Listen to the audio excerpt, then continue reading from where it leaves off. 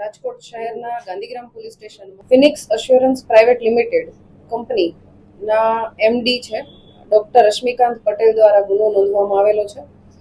આ જે કંપની છે એ ઇન્સ્યોરન્સ કંપનીઝ માટે થર્ડ પાર્ટી ચકાસણી જે કરવાની હોય છે એજન્સીએ, કે જે તે વ્યક્તિએ ક્લેમ રજૂ કરેલો છે તો એના પેપર સાચા છે કે કેમ એ વ્યક્તિની રૂબરૂ મુલાકાત લઈ અને એની કન્ડિશનની ચકાસણી કરવાની હોય છે.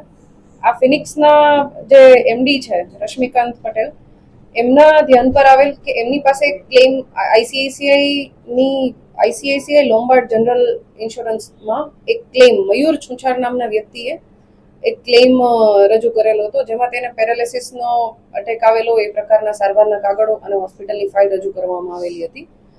આ જે મયુર છુંછાર છે એના ઘરે વિઝિટ કરતા આ લોકો જે હોસ્પિટલની ફાઇલ અને મયુર છુંછાર દ્વારા રજૂ કરવામાં આવેલી ફાઇલ હતી આની ચકાસણી કરવામાં આવી.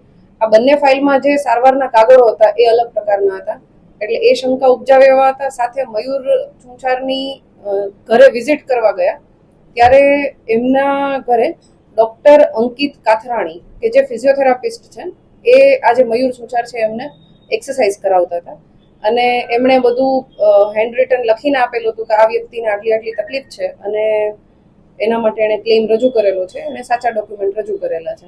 આ પ્રકારનું ડોક્ટર અંકિત દ્વારા લખીને આપવામાં આવેલું હતું. અને મયુર છુંછારે જે ફાઇલ રજૂ કરેલી હતી એ સમર્પણ હોસ્પિટલની હતી. હવે આ મયુર છુંછારની હકીકત હતી એમાં એણે એક એમઆરઆઈ ને એવું કરાવેલું હતું. આ એમઆરઆઈ નો સમય અને હોસ્પિટલમાં જે એડમિટ થયો એના સમયમાં વિસંગતતા આવતી હોય, જે રશ્મિકાંત પટેલ અને એમના સાથેના કર્મચારીને શંકા જતા એમણે એમના ઘરની બહાર ખાનગી કપડામાં બેસી અને એના ઘરની બહાર થોડી વાર ચેક કર્યું કે આ વ્યક્તિની હલચલ શું છે. તો થોડી વાર પછી આ મયુર છુંછાર છે એ પોતાની જ બાઇક લઈ અને નીકળી અને એક જગ્યાએ ચાની કિટલીએ જઈ અને ચા બનાવવા લાગેલ. આના વિડીયોગ્રાફી વગેરે આ જે કંપની છે એના દ્વારા કરવામાં આવેલી હતી. કંપની ખરેખર જ્યારે આના ઘરે મયુર છુંછારના ઘરે વિઝિટ કરવા માટે ગઈ ત્યારે આ વ્યક્તિ ચાલી ના શકે એવી કન્ડિશનમાં એણે પોતાની રજૂઆત કરેલી હતી અને એના જે ડોક્ટર છે ફિઝિયોથેરાપિસ્ટ ડોક્ટર અંકિત દ્વારા પણ આ જ રીતે લખીને આપવામાં આવેલું હતું કે આ વ્યક્તિ ચાલવા સક્ષમ નથી. અને એની જ થોડીક કલાકમાં આ આરોપી છે મયુર એ પોતાનો બાઇક લઈ અને ચા બનાવવા માટે ગયેલ એવું ધ્યાનમાં આવેલ કંપનીને, જેથી કંપનીએ સમર્પણ હોસ્પિટલ ખાતે પણ તપાસ કરી અને એમાં જે સમર્પણ હોસ્પિટલ તરફથી એને જે ફાઇલ આપવામાં આવેલી હતી એ અને મયુર દ્વારા જે રજૂ કરવામાં આવેલી હતી ફાઇલ છે આ વિસંગતતા જણાઈ.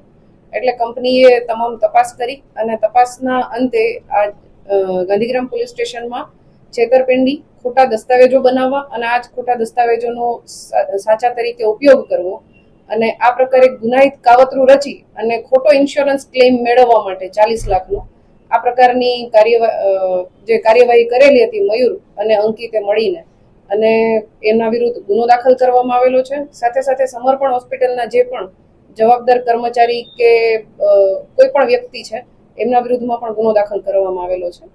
આ ગુનાની તપાસ છે અમારા ગાંધીગ્રામ પોલીસ સ્ટેશનના પીએસઆઈ એસએલ ગોહિલ કરી રહ્યા છે અને જે ડોક્ટર અંકિત છે એને અટક કરવાની કાર્યવાહી હાલ ચાલુ છે. આરોપી મયુર છે એને પકડવા માટે અમારી ટીમ કાર્યરત છે અને સાથે સાથે તપાસ દરમિયાન જે પણ વ્યક્તિની આમાં સંડોવણી ખુલશે એ તમામ વ્યક્તિઓ વિરુદ્ધ કાર્યવાહી કરવામાં આવશે. આમાં સંચાલકની શું ભૂમિકા? પ્રાથમિક દ્રષ્ટિએ જે તપાસ કરી એ પ્રમાણે જે કંપની દ્વારા ગુનો રજીસ્ટર કરવામાં આવેલો છે એ મયુર, અંકિત અને સમર્પણ હોસ્પિટલના જે પણ જવાબદાર વ્યક્તિ હોય એના વિરુદ્ધમાં ગુનો દાખલ કરવામાં આવેલો છે. હવે તપાસ કરવામાં આવશે એમાં સમર્પણ હોસ્પિટલના સંચાલક કે એમાં કામ કરતા કોઈ પણ વ્યક્તિ, એના મેનેજર, જેની પણ ભૂમિકા આમાં આવશે એ તમામ વિરુદ્ધ કાર્યવાહી કરવામાં આવશે. ખોટો ક્લેમ કરવા પાછળનું કારણ શું? પ્રાથમિક દ્રષ્ટિએ જે જણાવ્યું છે એ પ્રમાણે આ મયુર છે એની ઉપર દેવું હતું અને પૈસા મેળવવા માટે થઈ અને આ ખોટો ક્લેમ કરવામાં આવેલો છે. ભૂતકાળમાં આવું કોઈ કૃત્ય અંકિત કે કોઈ દ્વારા આવું કરવામાં આવ્યું હોય?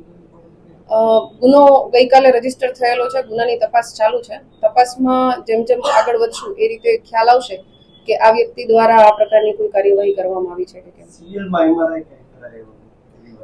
હા, એમણે એક એમઆરઆઈ કરાવેલો હતો અને એ એમઆરઆઈ ની ડોક્યુમેન્ટ્સ જે થર્ડ પાર્ટી ચકાસણી કરે છે એજન્સી છે, એણે એમઆરઆઈના સહયોગ ઇમેજિંગ સેન્ટર છે ત્યાંના એમઆરઆઈના પેપર્સ રજૂ કરેલા હતા. પણ આ જે એજન્સી છે એણે સહયોગ ઇમેજિંગ સેન્ટરમાં સિવિલ રાજકોટમાં ચેક કર્યું તો આ પ્રકારનો કોઈ એમઆરઆઈ રાજકોટ સિવિલની સહયોગમાં થયેલો નહોતો.